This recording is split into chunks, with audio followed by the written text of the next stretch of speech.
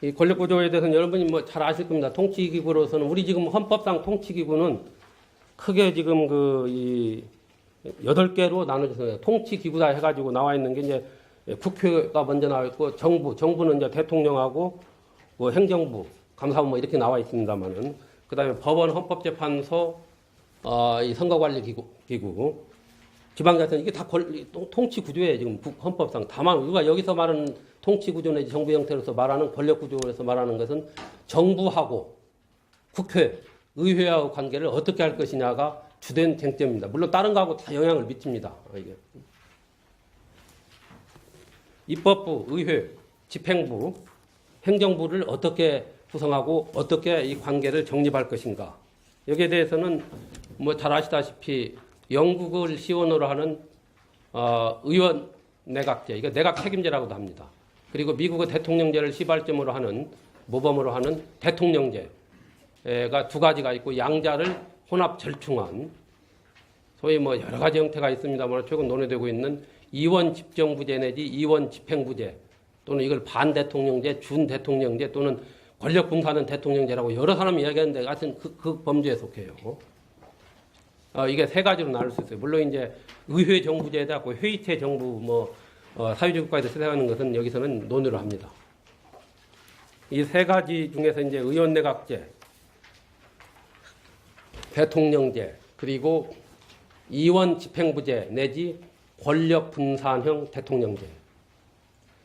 이 세 가지가 지금 문제가 되고 있습니다. 통치기구로서. 이 사실상 의회 민주주의 원조는 의원 내각제입니다. 지금 세계 대부분의 국가에서도 선진 민주국가에서 대부분에서 의원 내각제를 채택하고 있습니다. 그게 이제 이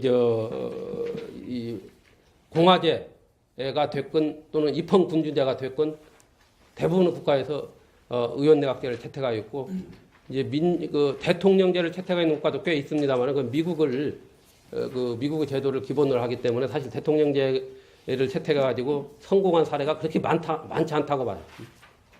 다 어떤 식으로 변형이 됐습니다만은 특히 이제 신생 독립국에서 대통령제를 채택해가지고는 독재로 흐르거나 오히려 쿠데타가 이어지는 그런 게 많았습니다. 그래서 칼 레벤스테인이라는 독일의 헌법학자가 이런 얘기를 한 적이 있어요. 미국의 대통령제는 해외로 수출되자마자 죽음의 키스로 돌변하고 말았다. 이런 거 유명한 얘기를 한 지가 벌써 꽤 오래됐어요. 근데 이 대통령제도 이제 그 나라에 맞게끔 운영을 많은 어떤 시행착오를 겪어서 하게 되면은 나름대로 거기에 이제 정착이 될 수 있지 않느냐 이런 말씀을 드리고 저는 사실 우리 지금 헌정사를 보면은 4.19 이후에 채택된 제2공화국 헌법 제3차 개헌이죠. 이 헌법에서는 순수한 의미의 의원 내각제를 채택했습니다. 대통령은 그야말로 하나의 국가의 상징적 존재로 머물렀던 겁니다. 당시 윤보선 대통령이 대통령제 이제 대통령이었고 장면 총리가 내각을 총괄하면서 끌어갔습니다만 이게 이제 결국 5.16으로 중단이 됐습니다만 그 이후에 전부는 대통령제에다가 내각 책임제를 가미한 혼합형 정부 형태였습니다. 사실 그게 뭐 어떻게 보면은 권력 분산형도 되고 이원 정부 비슷하게도 된 적이 있었어요. 그렇지만 기본적으로는 대통령 중심제였다. 이렇게 분석을 할 수 있습니다. 지금 헌법도 내각제적 요소를 가미한 대통령제. 지금 헌법 내각제적 요소가 많습니다. 그걸 제대로 아느니까 그렇죠. 정부가 법률안 제출권이 있죠. 굉장히 내각제적 요소에서는 아주 큰 겁니다. 미국 헌법 없어요. 그리고 가장 그게 뭡니까? 내각제적 요소. 장관 겸직하는 거. 또 이 예산안 제출권. 물론 예산안이 미국도 내고 있지만. 그리고 제일 중요한 게 저는 이 국무총리 임명에 국회 동의를 얻어서 임명하되 각부 장관이 임명에는 국무총리의 제청을 거쳐서 임명하라고 되어 있어요. 국무총리가 제청 안 하면 못합니다. 대통령이 가르치기 전에는. 근데 그게 이제 국무총리의 제청권이 그야말로 형해화됐고 완전히 100% 형해화됐다고 봐야 되는 1%도 없다고 봐요. 그렇게 됐기 때문에 그게 내각적 요소 아주 중요한 요소입니다. 근데 지금 그게 그거 안 되고 있잖아요. 그리고 또 총리가 그 국무위원 해임 건의권도 가지고 있고 이건 사실 상당히 실질적인 권한이라고 봅니다. 한 번도 행사한 적 없어요. 공개적으로 물론 이제 뭐 내부에서 뭐 의견을 모아가지고 안 되겠습니다. 가르쳐야겠습니다. 이렇게 얘기한 경우는 있을 수 있습니다만은 공개적으로 해임을 해야 한다고 대통령한테 건의하고 했다. 이런 총리 한 분 나와 본 적 있어요? 그런 게 굉장히 그런 요소가 있어요. 누구 있습니까? 이회창 총리? 이회창 총리가 행사한 적 있습니까? 뭐 공식적으로 누구 해임하라고 아니 뭐 문서로 이렇게 내야죠. 이제 문서로 올려야죠. 그래서 이제 뭐 그런 뭐 내부적으로는 있겠습니다만은 그런 건데 저는 지금 이제 이 엄격한 대통령제 사실 우리가 실시하기가 좀 그렇죠. 내각 책임제도 그렇고 사실상 이 내각 책임제가 어떻게 보면은 뭐 이렇게 굉장히 정국이 불안하고 또 강력한 리더십이 필요한 나라에서는 적합치 않다 이런 주장을 합니다만 그렇지는 않아요 사실. 오히려 이 어떤 위기를 타개하는데 내각 체계를 잘 이용하면은 아주 강화할 수 있어요. 이번에 보세요. 아베 신조가 뭐 여러 가지 무슨 뭐 측근들 뭐 비리로 뭐 해가지고 지지율이 막 떨어지고 그랬잖아요. 한 20%, 30%, 40%까지 떨어지고. 뭐 저 북핵 그 위기 이용해가지고 그냥 바로 의회산하고 총선해갖고 완전히 다시 그냥 딱 끌고 가잖아요. 근데 내년 아마 초에 개헌안 나올 겁니다. 평화 조항 헌법 수정하는. 바로 국민들한테 뜻을 물어가지고 오히려 강하게 리더십을 발휘할 수 있는 그런 게 있어요. 다른 나라도 그런 걸 많이 그렇게 활용하는데 오히려 저는 이원 집행부제가 이게 더 문제가 있는 거라고 저는 좀 보고 있어요. 이게 의회의 우리가 잘 몰라서 그런데 지금 실상을 보면은 다시 이제 그거하고 같이 말씀을 드릴게요. 저는 이제 이 대통령과 내각이 실질적인 권한을 나누어 가진다. 대통령의 전형을 막는다. 소위 제왕적 대통령은 더 이상 국민이 이제 원하지 않는다. 지긋지긋하기 때문에 그 권한을 분산해서 행사하게끔 해야 한다. 제도적으로. 이게 좋은 얘기예요. 근데 지금도 대통령 권한 하나 행사하려면은 다 그렇게 장치가 되어 있어요. 사실 자세히 보면은. 대통령의 소위 권력의 인격화 현상이 우리처럼 강한 나라가 없어서 그렇죠. 우리는 대통령이 바뀌면 여기 어디서부터 마라도 뭐 이장까지도 다 그냥 들썩들썩 하는 판이다. 뭐 경제 무슨 사기업뿐만 아니라. 그래서 저는 지금 정치권에서는 많이 논의되고 있는 게 여기서도 선호도가 다를 수 있겠습니다만은 소위 이원 집정부제 내지 이원 집행부제입니다. 이걸 이제 권력 분산형 대통령, 분권형 대통령제라고도 그래요.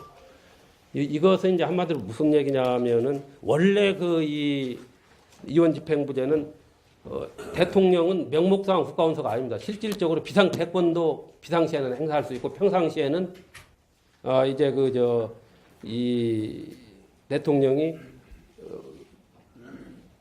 외교, 통상, 외교, 국방, 통일 이런 거 관련해서 행사를 하고 그리고 이 총리, 수상이 내각을 다 이끌어가는 내치를 다 이끌어가는 그리고 비상시에는 이제 대통령한테 권력이 집중되는 이런 형식으로 원래 발전을 했습니다. 이거 프랑스 5공화국 헌법에서 발전돼 지금은 프랑스 5공화국 헌법도 다 개정되었고 사실상 대통령한테 권한이 다 집중되고 있어요. 지금 프랑스가 권력 분산형 대통령, 분권형 대통령의 대표적인 예로 들고 있습니다만은 프랑스 헌법 보세요. 사실 말씀드리겠습니다.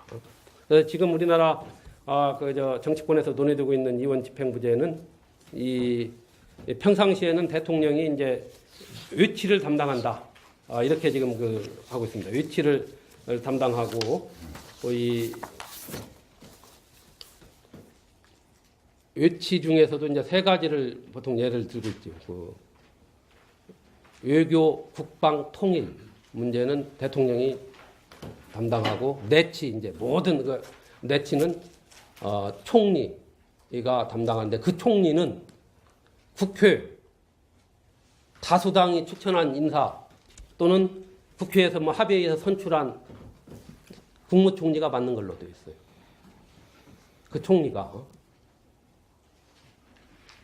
이 통치 체제를 어떻게 계획할 것인지, 특히 이 관계를 어떻게 할 것인지는. 근데 사실 지금도 저는 그래요. 지금 의회 불신이라는 게 국민들의 의회 불신, 지금 대통령이 지금 저런 식으로 국민의 불신을 받고 상식 이하의 어떤 그런 것 때문에 국회 개혁이 지금 선행되지 않는 정치 개혁, 헌법 개정안을 반영은 저는 그건 진정한 의미의 국가 개조를 향한 헌법 개헌하고는 멀다고 봅니다. 어떤 식으로 하든 국회에다 개혁이 돼야 합니다. 그래서 아까 제가 몇 가지를 집어넣자고 했단 말이죠.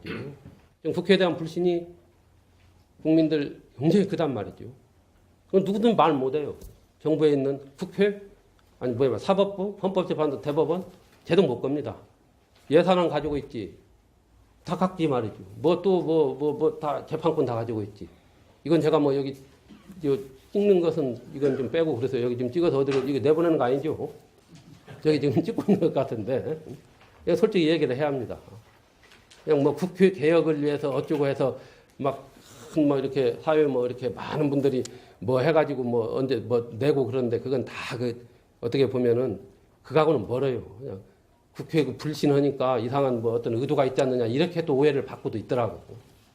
진정한 의미의 시민운동을 하고 국민 개개인이 자각을 하려면 필요하다. 그래서 저는 지금 의원 내각제, 내각 책임제를 우리가 불신하는 것은 의회에 대한 불신이 크기 때문에 전국 불안 요인도 물론 큰 요인이지만은 반대를 하는데 지금 여러분 한번 생각해 봅시다. 우리한테 지금 중요한 게 물론 통일, 외교, 국방도 필요해요.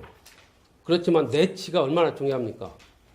교육 정책을 어떻게 할 것이고, 세금 문제는 어떻게 할 것이고, 내 일자리는 어떻게 할 것이고, 노동 정책은 어떻게 할 것이고, 이게 다 내 생활하고 직결되는 거예요.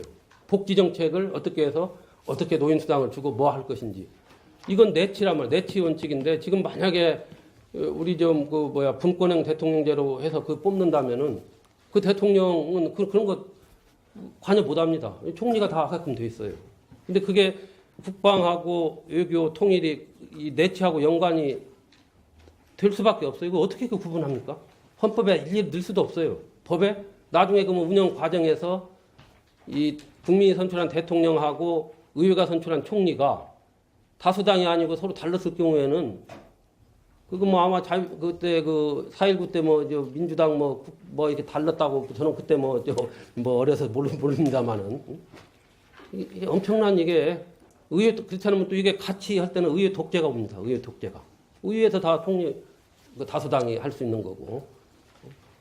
그렇기 때문에 이게 사실상 현실적 타당성으로 볼 때는 대통령 권한을 제한한다. 물론 그리고 국민이 뽑을 때는 내가 뽑은 대통령이 내치 그걸 지금 하기 위해서 뽑는 거 아닙니까?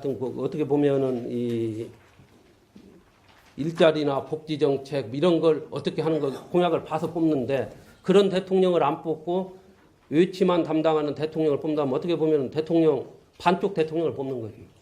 그게 어떻게 국민 전체가 합의해가지고 뽑는다는 게 국민들 용납을 하겠습니까? 잘 모르니까 마치 대통령 권한만 무조건 줄여야 한다. 이게 지금 제왕적 대통령을 없애야 한다. 이것에서 이제 근데 그 내용으로 들어가면 그렇지 않다는 겁니다. 내용으로 들어가면은. 그래서 저는 이 분권형 개헌 정치권에서는 다 주장해요, 지금요. 모르죠, 이제 어떻게 될지 지금. 근데 이건 그런 어떤 문제가 있다. 이건 우리가 좀 상당히 논의를 해야 하고 국민들도 이 점에 대해서 좀 토론도 더 해야 하고 어떻게 할 것인지 이런 생각이 들어서 저는 이 점은 많이 문제가 있다 솔직히 이렇게 들어요. 그러면 좀 뭐가 어떤 게 중요하냐? 저는 지금 원래 만약에 우리가 정말로 민주주의 수준이 높고 뭐 한다면은 사실 의원 내각제가 바람직하고 그렇지만 지금 많은 국민들이나 우리 정서상 바로 내각제로 가기는 어려워요. 솔직히 인정을 해요. 그러면 대통령 4년 중임 정부통령제를 거기서 대통령 권한을 좀 분산하면서 하는 이게 필요하다. 저는 이런 생각을 저 개인적인 생각이고 또 제 주변에 있는 많은 분들도 그런 생각을 가지고 특히 오피니언 리더들 중에는 이런 생각을 가진 분들이 많이 있습니다. 어떻게 하느냐? 4년 중임 정부통령제로 가고 국무총리는 폐지하는 거죠. 그리고 이 부통령을 국민이 부통령도 러닝메이트로 뽑으니까 러닝메이트로 하자는 거죠. 그리고 그 부통령에 대해서 일정 권한을 주자. 순수하게 미국처럼 뭐 이렇게 하는 게 아니고 일정 권한을 주자. 그리고 감사원의 회계 감사 기능, 회계 검사 기능을 국회로 이관하자. 미국처럼. 그렇게 되면 상당한 통제가 됩니다. 그러면서 그리고 이제 그 부통령에 대해서 아까 그 국가안전보장회의 뭐 부의장 자격으로서 그 안전보장회의를 주재할 수 있도록 의장 자격으로 하든 부통령에 대해서도 어느 정도 권한을 주면 대통령의 전권을 막을 수 있는 이런 장치가 마련되면은 그게 필요하고 그리고 적어도 4년 동안 국민이 한번 심판을 할 수 있다는 거지. 그 대통령의 어떤 그 정책이나 그 4년 동안의 그 집행 과정의 문제점이나 이런 데에 대해서 그래서 저는 그게 필요하지 않느냐. 물론 여기도 이제 뭐 그동안 사실상 제3공화국 헌법이 상당히 좋은 헌법입니다. 그게 이제 삼선 개헌으로 왜곡이 되고 그리고 이제 결국 유신헌법으로 그게 이제 대체가 되어버렸지만은 그 대통령 중임까지 허용한 그 3공화국 헌법은 비교적 순수한 미국 대통령제에 가까운 뭐 순수한 그런 대통령제로서 그게 잘 운영되고 딱딱 이렇게 물러나고 두 번씩 하고 하는 헌정 관행이 성립이 됐더라면은 상당히 우리도 그런 어떤 헌정에 그런 아픈 일을 겪지 않아도 되지 않았느냐 이런 생각이 듭니다. 그래서 저는 제가 여기서 나는 무엇이 좋다 제 같은 생각을 강요 안 해요. 저는 이런 생각을 갖고 있고 이게 지금 많은 국민들이 지금 전에 이렇게 여론조사를 해보면은 4년 중임 정부통령제를 선호하는 게 많이 나왔어요. 꽤 많이 나왔어요. 막 요새 하면 조금 진짜 줄어들더라고. 그래도 많아요. 어떻게 이제 뭐 여론조사를 하는지 모르는데 지금도 이 여론조사를 해보면은 4년 중임 정부통령제에 대해서 선호도가 이 분권형 대통령보다도 많습니다. 많아요. 그리고 제가 가끔 이런 오피니언 리더들이 많이 모이신 자리 여기처럼 많이 모이신 그런 데 가서 또 학생들 상대로도 이제 비공개로 벌써 강의 도중에 즉석 여론조사도 해봅니다. 혹시 여러분들은 어떤 걸 선호하십니까? 그러면은 거기 있는 분들 한 80, 90%는 4년 중임 정부통령을 선호하고 소위 분권형 내지 이원 집행부제는 거의 없어요. 요새는 뭐 어떨지 모르는데 한 2달 전 뭐 이렇게 해도 그리고 현행 헌법도 좋다는 분도 있어요 또. 근데 여기서 제가 한번 해볼까요? 거스르는데 뭐 의견 표출 안 하실 것 같은데 제가 한번 물어볼게요. 뭐 여기 무슨 이게 공개된 그런 아니고 이 소위 정치권에서 논의되는 분권형 대통령제 내지 이원 집정부제가 그리 가야 대통령의 그 어떤 독주를 막고 그런 제왕적 대통령제 폐를 막을 수 있다고 혹시 좋아하시는 분 한번 손 들어보시죠. 선호하시는 분. 입을 안 드시니까. 그리고 그러면은 이 소위 4년 중임의 정부통령제, 국무총리제, 정부통령제로 가되 대통령 권한을 어느 정도 제한하는 그게 좋다고 생각하시는 분 있습니까? 여기서도 많아요. 이게 보면 벌써 또 현행 헌법이 그래도 이걸 운영을 잘해보자 하는 분 있습니까? 좋습니다. 맞아요. 어느 교수분들 꽤 그런 분들이 있습니다. 현행 헌법도 많은 역할을 했다. 순수 의원 내각제는 어떻습니까? 순수 의원 내각제 학자들 중에는 순수위원내각제가 우리가 갈 길이다. 저도 궁극적으로는 지향할 때입니다만 이게 이제 아직은 이러다 이런 생각을 합니다만은 어정쩡하게 이제 분권행 채택해가지고 뭐 의회 독주 맡기고 의회가 뭐 그냥 모든 걸 뭐 하고 할 바에는 차라리 의원내각제가 낫다 저는 이런 생각도 들어요. 그래서 그런 거기 때문에 제가 이걸 개헌 과정에서는 신중해야 한다. 마치 지금 그렇게 지금 뭐 지금 보세요. 국회 개헌 특위에서도 여러 나옵니다만은 그 특히 이제 그 대권을 누리는 사람들이나 또는 또 이게 집권 뭐 이렇게 뭐 과정을 염두에 이 사람들은 분권에 하자 이거죠. 그래야 이제 뭐 좀 빨리 뭐 이게 나올 수 있다. 이런 걸 하는데 이따 뭐 여러분들 의견 더 들어보고 또 우리 토론자 두 분 선생님 또 의견도 한번 들어보면서 뭐 이 점은 저도 좀 배워야겠습니다. 다음에 하나만 여기 지금 제가 마지막에 이것도 상당히 중요한 겁니다. 지금 개헌을 했을 경우에 그러면 현행 대통령 임기를 어떻게 할 것인가? 이게 사실 지금 여기에 대해서는 지금 대통령 임기를 지금 현행 헌법에 의해서 선출된 대통령 임기는 5년으로 보장을 하는 것이 타당할 것인지 그렇지 않으면 개헌에 의해 가지고 권력 구조가 바꿔졌을 경우에 그러면 그 개정 헌법의 효력 발생일을 언제로 할 것이냐? 가령 이제 만약에 내년 지방선거에 개헌이 된다면 저는 지금도 된다면이라는 걸 강조합니다. 지금도 된다면은 거기에 그러면 그 헌법 권력 구조를 바꿀 겁니다. 그럼 권력 구조를 바꾸지 않고 뭔만 조금 이상하게 하면 그런 개헌 안 하는 게 나아요. 차라리 핵심적인 권력 구조를 빼면은 그렇게 할 경우에 그러면 어떻게 이걸 그러면은 이게 이제 우리 지금 선거가 3번 나눠 있죠. 지방선거, 총선거, 국회의원 총선거하고 대통령 선거. 이거 너무 비효율적이에요. 그래서 2개를 하나로 묶고 2번으로 통합할 필요가 있다. 4년 중임으로 할 경우에는 내년 그 지방선거에 의해서 선출된 지방자치단체 장하고 이 대통령 지금 현행 대통령 임기하고 거의 비슷하게 끝납니다. 한 지방자치단체장 임기를 한 2개월 정도 단축하면 가능한데 그럼 그거하고 맞춰서 이렇게 해서 새 대통령을 뽑을 것인지 그렇지 않으면 앞으로 2년 내년부터 해가지고 2년 후에 총선거가 있죠.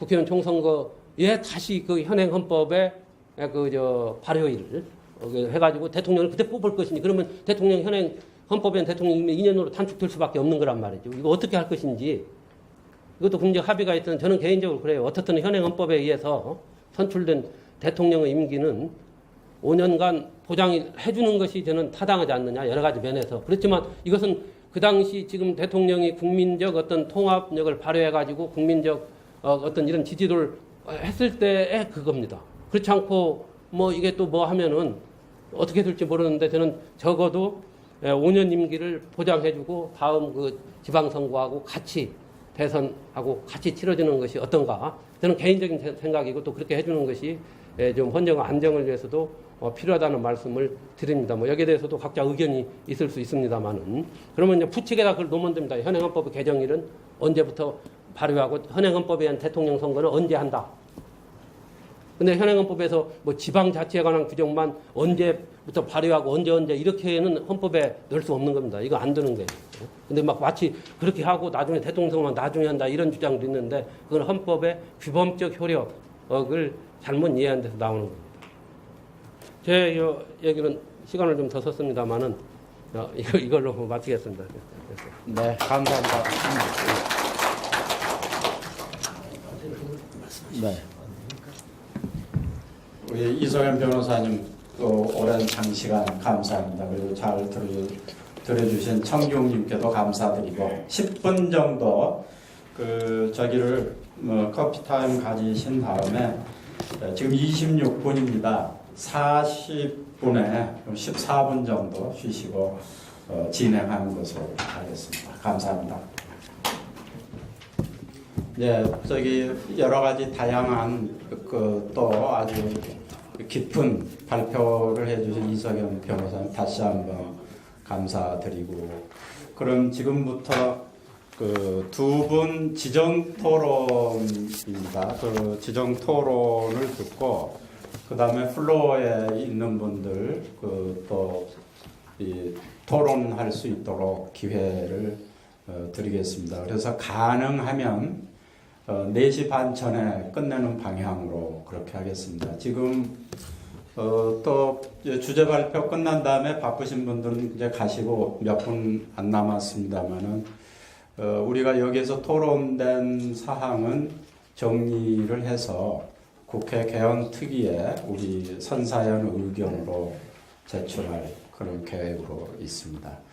그러면 먼저 최양부 대사님부터 발표를 해 주시겠습니다. 제가 최양부 대사님은 또 오래전부터 알고 있습니다. 또 농업부원에서 같이 또 이렇게 일도 하고 또 이 농림수산지 수석은 전무후무한 유일한 수석이었습니다. 그 후에도 없어지고 그랬는데 또 외국 사례나 또 어떤 원리, 어떤 학문적 깊이 또 옳은 가치를 추구하는 그런 데 있어서는 정말 절대 굽히지 않는 그런 훌륭하신 분으로 존경하는 분입니다.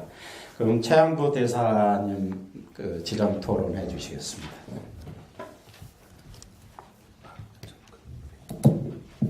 네, 방금 소개받은 최양부입니다. 제가 요즘 감기를 앓고 있어서 목소리가 깨끗하지 못해서 죄송스럽게 생각합니다. 오늘 시간이 제약돼 있고 그래서 중복을 가급적 피하도록 하겠습니다. 먼저 그 기본 주제를 발표해 주신 우리 이석연 그 처장님께서 또 변호사님께서 그 핵심적인 요점은 다 말씀해 주셨고 거의 한 대부분을 제가 또 오늘 짚어놓은 내용들과 일치를 하고 있습니다. 지적하신 사항들이 다 일치를 하고 있어서 약간 그것에 대해서 중복은 가급적 피하면서 보완적인 관계로만 좀 말씀을 드리겠습니다. 사실 저는 이 분야의 전문가는 아닙니다.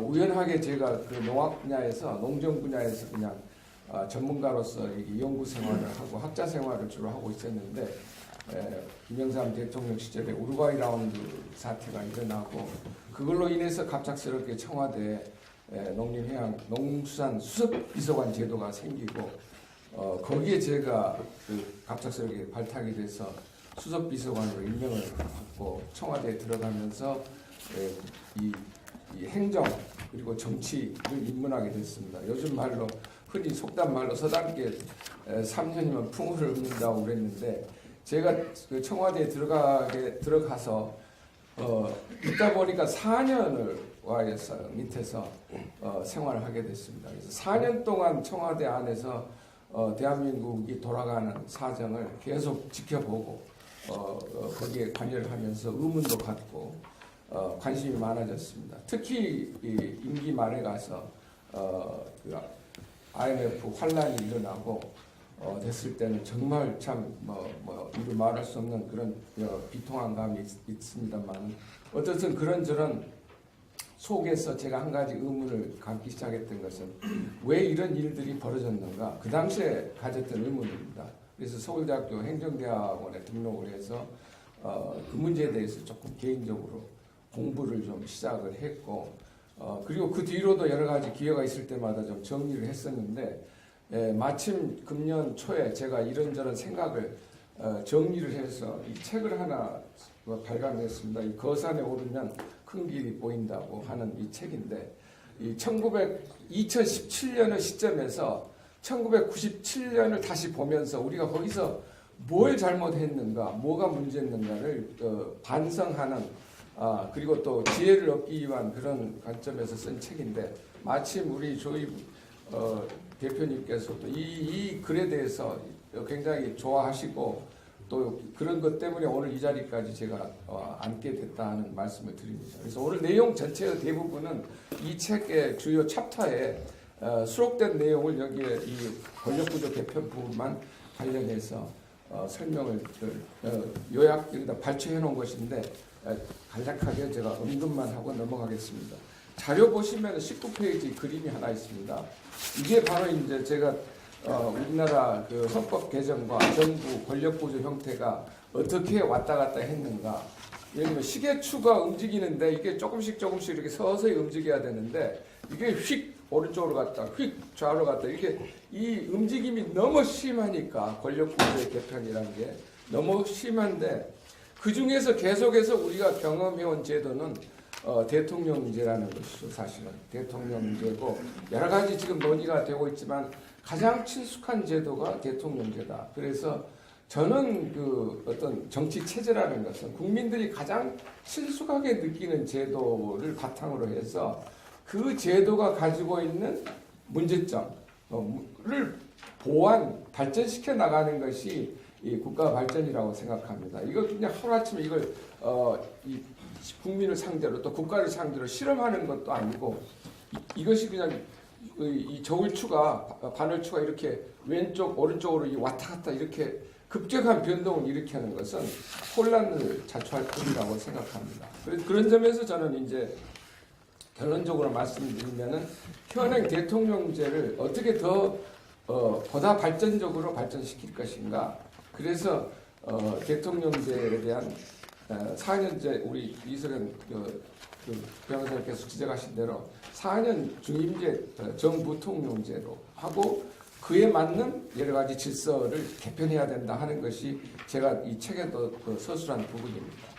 이것에 대한 결론을 도출하는데 제가 경험 3가지를 하게 됩니다. 첫 번째 경험은 제가 청와대에서 일을 시작하자마자 94년도에 대통령께서 이해창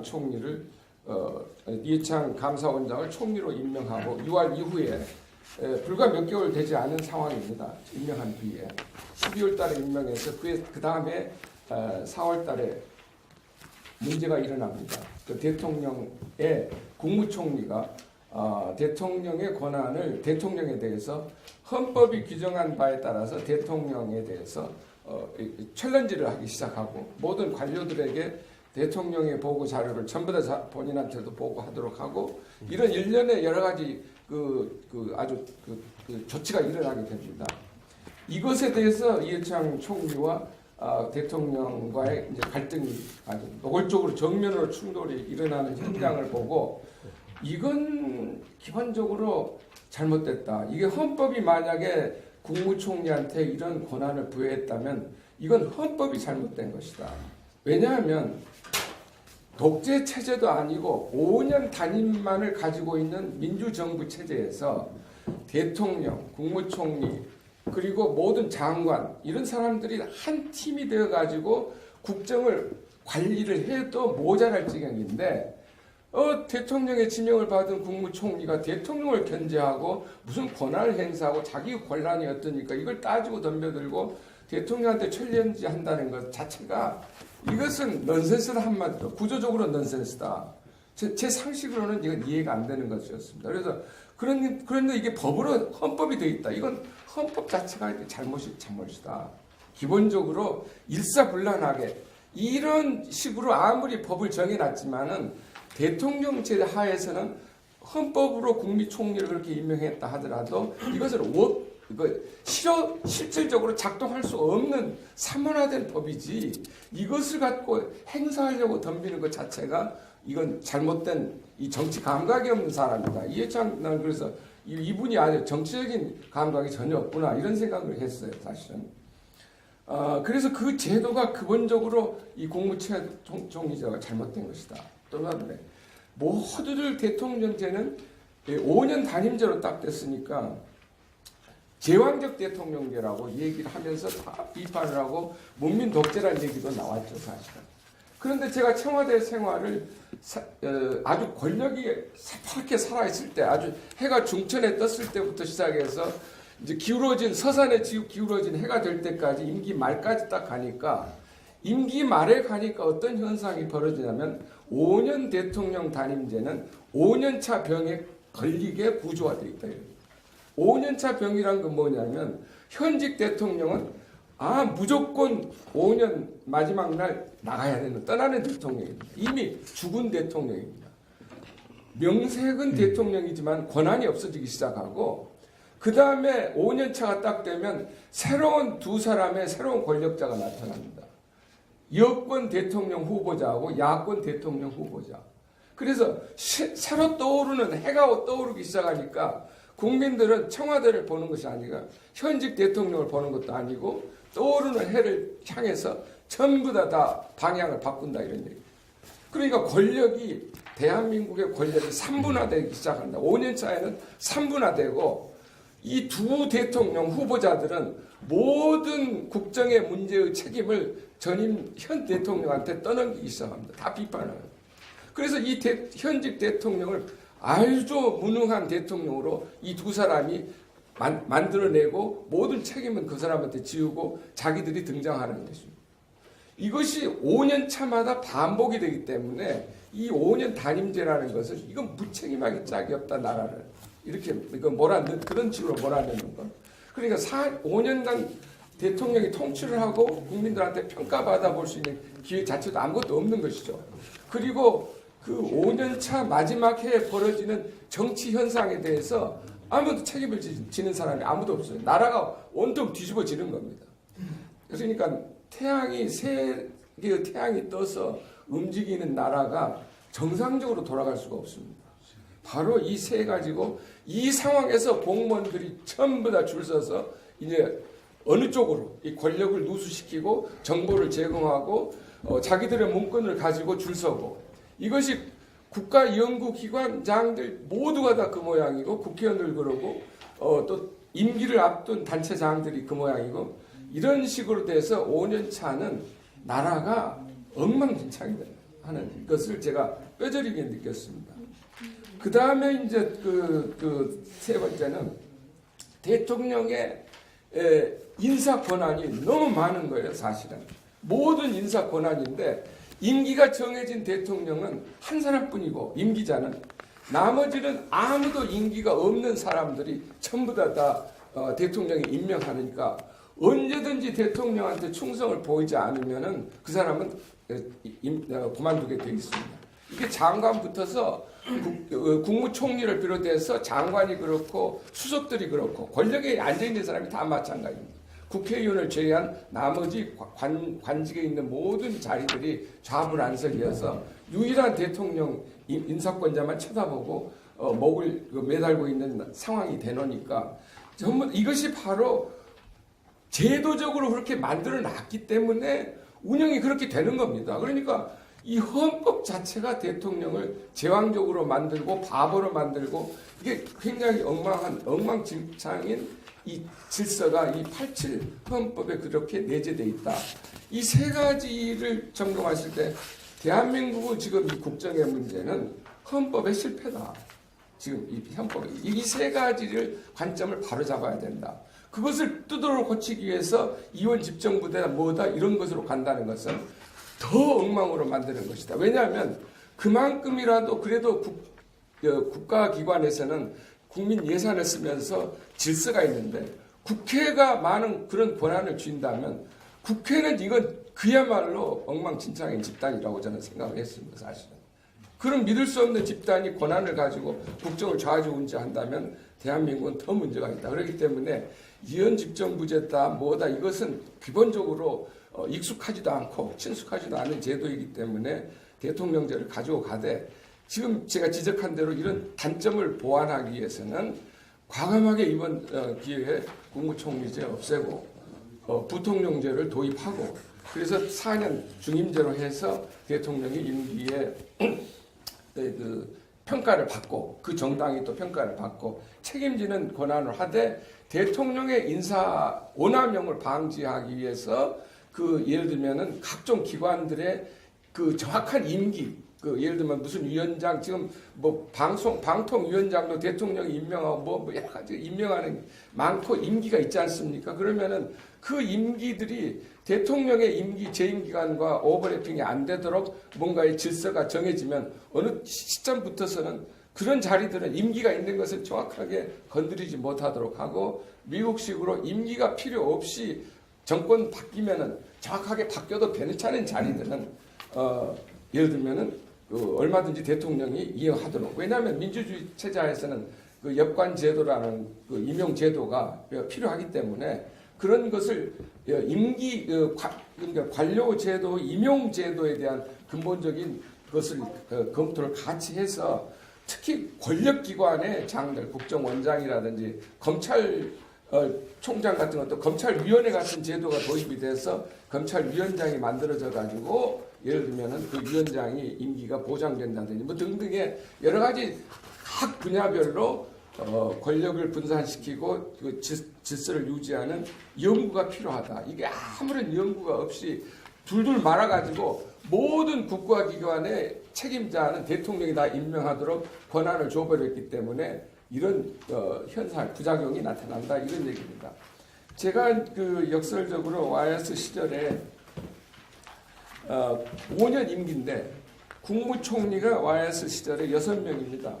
5년 동안에 6명이 바뀌고 장관 바뀐 숫자를 전부 다 제가 계산해 보니까 100명이 돼요. 5년 동안 다 바뀐 장관들 임기를 합산해 보니까 그러니까 1년에 20명이 장관이 바뀌고 매년 국무총리가 바뀌고 비서실장이 4명이 바뀌었고 수석도 33명이 바뀌니까 매년 그 평균 연년 6명이 바뀌는 겁니다.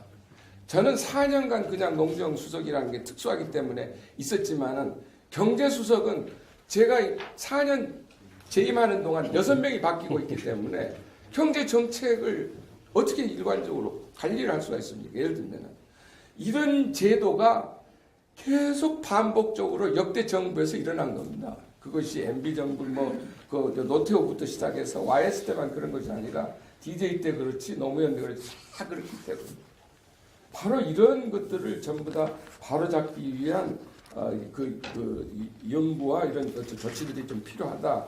이런 것을 제가 기본적으로 경험 삼아서 말씀을 드리면서 대통령, 부통령제로 가고 그 다음에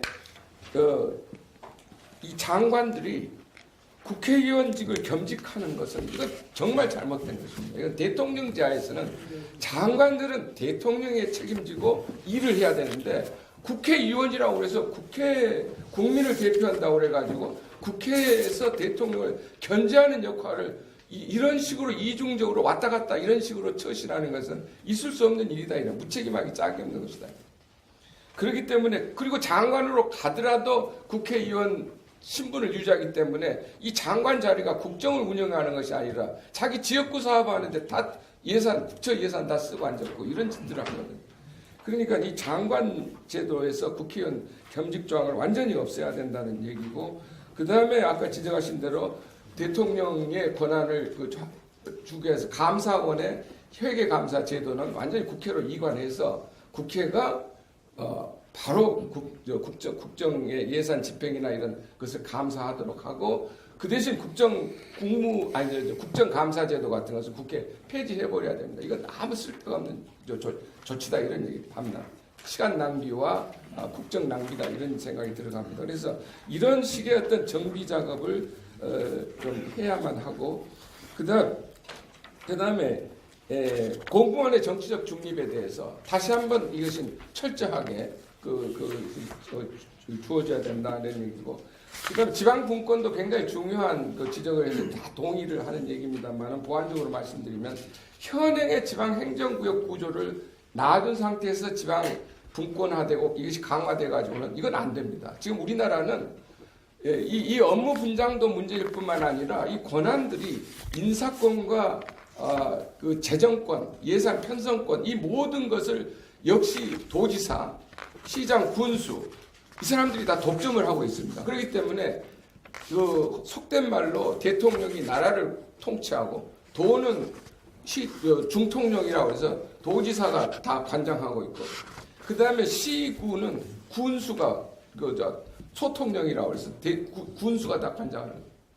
공무원들이 한 번 줄 잘못 쓰면은 임기 내내 이것은 승진할 수도 없어요. 국가의 공무원 인력이 거의 절반이 갈려가지고 지방 공무원 제도, 공무원도 선거 때문에 이 난레법석을 치르는 겁니다. 그러기 때문에 이 지방 행정구역을 전면적으로 개편하는 작업과 동시에 이 분권에 관한 문제들이 같이 논의가 되어야만 한다 하는 것이고 교육 자치라는 것이 덜렁 떨어져 나와 있는데 이게 또 넌센스라고 생각합니다. 왜냐하면 지방 단위에서 지방자치단체 장이 도지사가 자기 관할 구역의 모든 교육, 예를 들면 의료, 무슨 복지 모든 것에 대한 책임을 지는데 가장 중요한 교육 문제는 손대지 말라는 얘기거든요. 이건 말이 안 되는 거죠, 사실. 그러니까 교육이라는 것도 그런 행정 책, 지방 행정 체계 안에서 일관화된 어떤 자칫 그 체계가 그 안에 들어가도록 해야만 한다 하는 것을 제가 경험 삼아서 이렇게 말씀을 드리고 싶습니다. 그냥 또 이 국회 부문과 관련해 가지고는 지금 말씀하신 대로 불체포 특권이나 면책 특권은 과감하게 이제 불체포 특권 폐지돼야 되고 면책 특권은 그것이 허용되는 범위가 극히 제한적으로 허용이 되도록 하고 이것에 대한 규제가 강화돼야 됩니다. 지금 이 두 조항 때문에 국회는 모든 유언 비어에 또 뭐 심지어는 무슨 증권가 소위 찌라시라고 하는 얘기 수준의 그런 얘기까지도 다 떠벌거려지고 모든 진원지가 국회가 되는 거예요. 국회들이.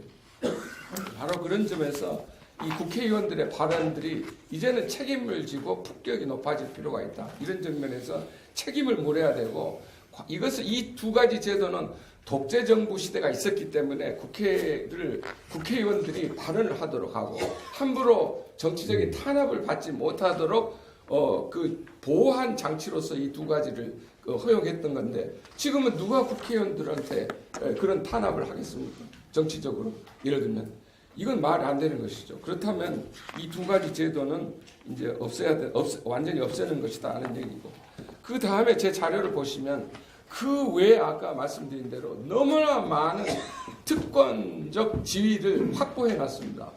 국민들이 전혀 알 수 없는 상태에서 너무나 많은 그것을 국회의원들한테 특권을 배정을 해놨기 때문에 일일이 이걸 다 열거는 할 수 없습니다만은 제 자료를 보시면 국회 안에서도 이 정세균 국회의원장이 국회의장께서 들어오셔가지고 국회의원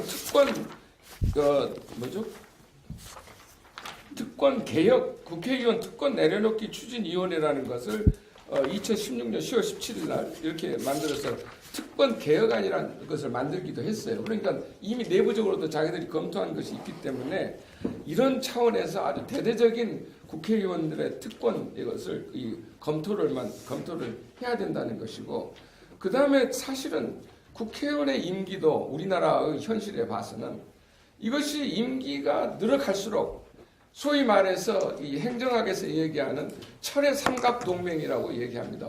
마르고 닳도록 어느 국회의원이 다선 의원이 어떤 상임위원회 독차지하고 앉아서 그 사람이 모든 법안을 좌지우지하게 됩니다. 결국은.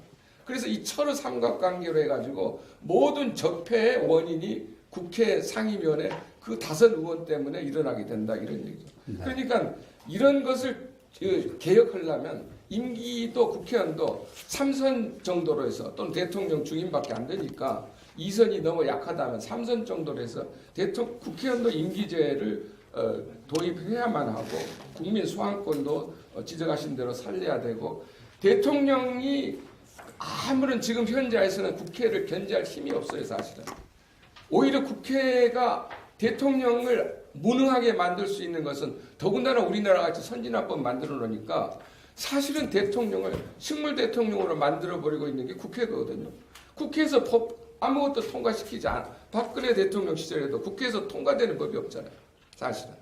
네, 그래서 바로 그런 점에서 정리해 국회 해상권도 대통령이 가져야 된다는 얘기고 정당에 대한 지원 제도, 보조금 제도도 과감하게 폐지해야만 하고 그 다음에 이 정당들이 헌법적 가치를 대한민국의 헌법적 가치를 준수한다 하는 뭔가의 서약이 필요할 것 같아요.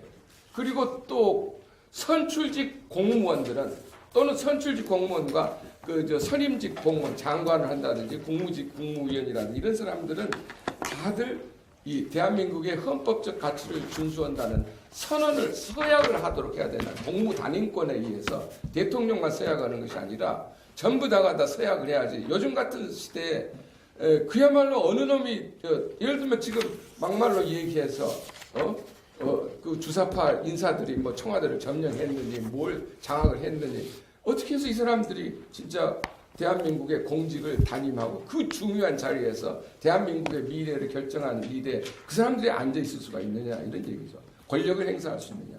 이건 아니라는 얘기입니다. 그렇다면은 이런 것들을 정리할 필요가 있고 그 다음에 후보 경선 아까 저 결선 투표제 이건 다 저도 동의하는데 저는 오히려 또 한 가지는 후보 경선제 제도가 국민 경선제를 선관위가 도입을 해서 이 국회의원 또는 대통령 또는 지방의회 의원 출마하고 싶은 사람은 선관위에 등록을 해서 누구든지 출마를 하고 1차 경선에 투표를 해서 후보자로 몇 프로 이상 지지를 받은 사람만 최종 후보자로 선택해서 국민들이 최종 후보자를 선택하도록 하는 이 소위 말해서 다른 나라 선진국에서 사용하는 국민 후보자 국민 경선제 이런 것들을 사용하는 등등의 이 선거 제도의 혁신 이런 것이 같이 어울려져서 이 시스템이 이걸 정리가 되지 않지 괜히 잘못 이 헌법을 가지고 이 대통령제만 무너뜨리고 국회의원들의 권한만 더욱 비대하게 만드는 이런 헌법 개정이 일어나도록 해서는 절대 안 된다 하는 말씀입니다. 네, 감사합니다. 네, 좋은 말씀 감사합니다. 박수로 뭐 하실 말씀이 뭐 이거 말고도 엄청 많을 텐데 그 선사위원회에서는 저기 원고로 돼 있으니까 원고를 잘 정리해서 또 보완을 하도록 그렇게 하겠습니다. 그럼 다음으로 이도선 위원께서 시간을 좀 지켜주시면서 부탁드립니다.